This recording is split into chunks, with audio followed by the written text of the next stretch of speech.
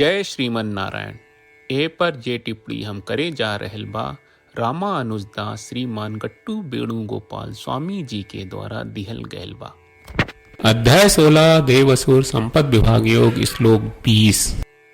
आसुरीं योनिमापन्नाः मूढा जन्मनि जन्मनि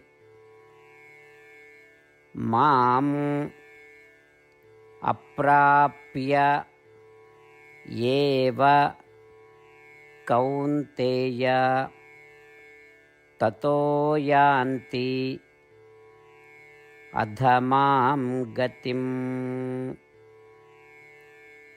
ओम। गीताचार श्री कृष्ण परमात्मा अर्जुन समेत हमनी सबके देव असुर संपद विभाग योग सिखा रहल बनी। परमात्मा कह रहल बाड़न, हे अर्जुन, जे हमरा से नफरत करेला, अच्छा लोग से नफरत करेला, क्रूर स्वभाव वाला और पाप के काम करे वाला ऊ सब इंसान में सबसे नीच हवे। अरे अर्जुन, हम ऊ लोग के एक के जैसन राक्षसी स्वभाव के लोग के गर्भ में डाल देने और ई तरह से ऊ लोग जन्म मरण के चक्र में फंसल रहे। ई कह के श्री कृष्ण परमात्मा सीधे ऊ लोग के कड़ा सजा के घोषणा कर रहल बाड़ी जेकरा प्रति नफरत बा और ऊ आसुरी प्रगत के लोग के पृथ्वी आपन नापसंदी जतावले बाड़न। ऐसे ई डर से कि श्री कृष्ण परमात्मा के घृणा के संपर्क में अहिला के मतलब ई हुई कि हमनी के जीवन हमेशा खातिर पूरा तरह से नाश हो जाए। हमनी के आपन भीतर से ऊ आसुरी गुणन के दूर राखी जो उन परमात्मा के नापसंद करे वाला बा और ऊ दिव्य गुणन के अपनाई जा।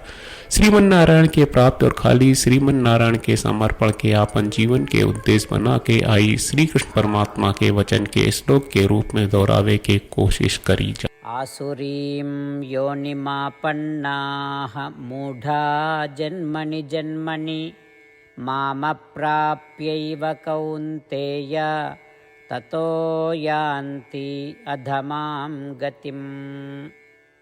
श्रीमद् भगवत गीता का पूरा सार श्री कृष्ण परमात्मा ने अध्याय 18वें के श्लोक 65 से 70 में 8 काम करे खातिर दिले बाड़े। श्री कृष्ण कहले, हम ओ लोगन से प्रेम करनी जो लोग इन 8 बातन के मान तारे। हम ओ भक्तन के हर तरह से रक्षा करब।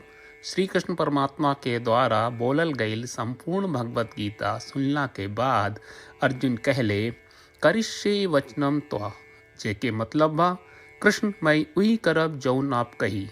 यही कारण बा श्री कृष्ण अर्जुन के हर तरह के सफलता आ विजय प्रदान करेले। आई परमात्मा के आपन व्रत देई कि हमनी के ये 8 गौ कर्म के पालन करी जा। ई वचन परमात्मा के देवे से बड़न कौनो पूजा तपस्या यज्ञ नहीं। हम 8 प्रण कहब जौन हमनी के करे के चाहिए। आप सब कृपया इन्हन के आपन दिमाग और दिल में सोची। श्री कृष्ण के आपन वचन देवे के ई तरीका में हमनी सबकी कल्पना करे के चाहिए कि श्री कृष्ण का चेहरा खुशी से चमकत बा और खुशी के एहसास करत बा। जय श्रीमन नारायण। यहाँ हमनी के 8 वादा बा। हमनी के पहला वादा, हे श्रीमन नारायण, आपका निर्देश के मुताबिक हम हमेशा तोहार ध्यान करब और तोहार बारे में सोचब। हमनी के दूसर वादा, हे श्रीमन नारायण, आपका सलाह का अनुसार हम हमेशा आपका भक्त रहब। हमनी के तीसर वादा, हे श्रीमन नारायण, हम आपन सब काम तोहरा सेवा के रूप में और तोहरा संतुष्टि खातिर करब। हमनी के चौथा वादा, हे श्रीमन नारायण, जैस की आप माने के कहले रहलू, हमरा बहुत विश्वास बा कि हम आपके होई और हम हमेशा आपन दोनों हाथ जोड़ के आपके नमस्कार करब और आपकी पूजा करब। हमनी के 5वां वादा, हे श्रीमन नारायण, हमरा के तोरा बात माम एकम शरणम ब्रज 1866 याद कहले, जहाँ आप हमरा के आपन का अर्पित करे का कहा। श्रीमन नारायण, मैं हमेशा तोहरे शरण में रहब। हमनी के 6वां वादा, हे श्रीमन नारायण, हमरा के तोहरा बात माँ सुचहा 1866 याद कहले कि आप हमनी के शोक ना करे का आश्वासन दे रहे बड़े। हम अब और शोक ना करब। हमनी के 7वां वादा, हे श्रीमन नारायण, आपने हमरा खातिर श्रीमद् भगवत गीता के वितरण करके हम सबके कृपा कहले और आशीर्वाद दहले बा। हम वादा करत बानी कि रोजाना कम से कम 1 श्लोक पढ़ब या सुनब। हमनी के 8वां वादा, हे श्रीमन्नारायण, आप गीता के पूरा मानवता तक ले गयलू। हम गीता में आपके दिव्य वचन के उन भक्तन तक पहुँचावे के प्रयास करब जे गीता से अपरिचित बा। हे श्रीमन्नारायण, हम उई करब जौन तू करे का कहब। हम ऐसन व्यवहार करब जैसन आप चाहत बानी और हम खाली आपका खातिर काम करब।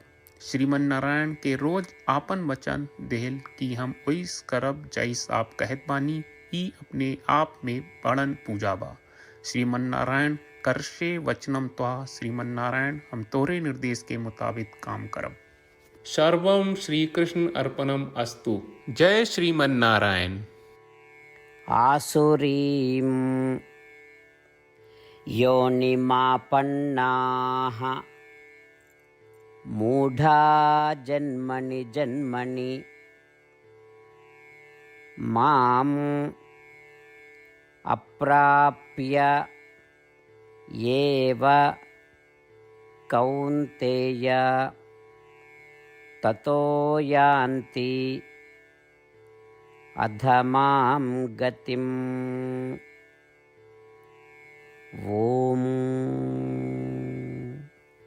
आसुरीं योनिमापन्नाः मूढा जन्मनि जन्मनि मामप्राप्यैव कौन्तेय ततो यान्ति अधमां गतिम्।